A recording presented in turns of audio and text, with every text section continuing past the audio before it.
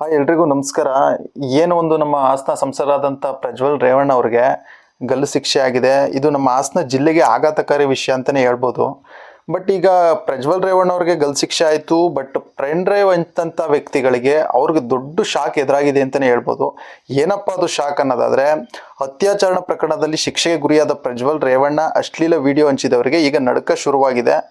ಅಶ್ಲೀಲ ವಿಡಿಯೋ ಹಂಚಿದವರ ವಿರುದ್ಧ SIT ಅಧಿಕಾರಿಗಳು ಚಾರ್ಜ್ ಶೀಟ್ ಸಲ್ಲಿಸಲು ತಯಾರಿ ಮಾಡಿಕೊಂಡಿದ್ದಾರಂತೆ. ಇದರಿಂದ ಆರೋಪಿಗಳಿಗೆ ಭಯ ಶುರುವಾಗಿದೆ ಅಂತಲೂ ಹೇಳ್ಬೋದು. ಪೆನ್ ಡ್ರೈವ್ ಹಂಚಿ ಹಬ್ಬ ಮಾಡಿದ್ದ ಆರೋಪಿಗಳ ವಿರುದ್ಧ SIT ಇಂದ ಚಾರ್ಜ್ ಶೀಟ್ ಸಲ್ಲಿಕೆಗೆ ಸಿದ್ಧತೆ ನಡೆದಿದೆಯಂತೆ. ಮುಂದಿನ ವಾರದ ಒಳಗಾಗಿ ಎಲ್ಲ ಆರೋಪಿಗಳ ವಿರುದ್ಧ ಚಾರ್ಜ್ ಶೀಟ್ ಕೋರ್ಟ್ಗೆ ಸಲ್ಲಿಕೆ ಮಾಡುವ ತಯಾರಿ ಮಾಡಿಕೊಂಡಿದ್ದಾರಂತೆ.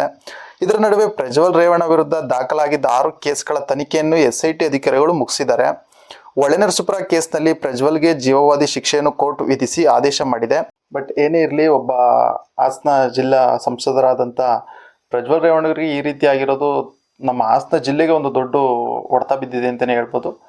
ಬಟ್ ತಪ್ಪು ಮಾಡಿದರೆ ಕೋರ್ಟ್ಗೆಲ್ಲ ತಲೆ ಬಾಗಲೇಬೇಕು ಅಂತ ಹೇಳ್ತಾ, ಇನ್ನು ಹೆಚ್ಚಿನ ವಿಡಿಯೋಗಳಿಗಾಗಿ ನಮ್ಮ ಚಾನಲನ್ನು ಸಬ್ಸ್ಕ್ರೈಬ್ ಮಾಡಿ, ಲೈಕ್ ಮಾಡಿ, ಶೇರ್ ಮಾಡಿ. Thank you.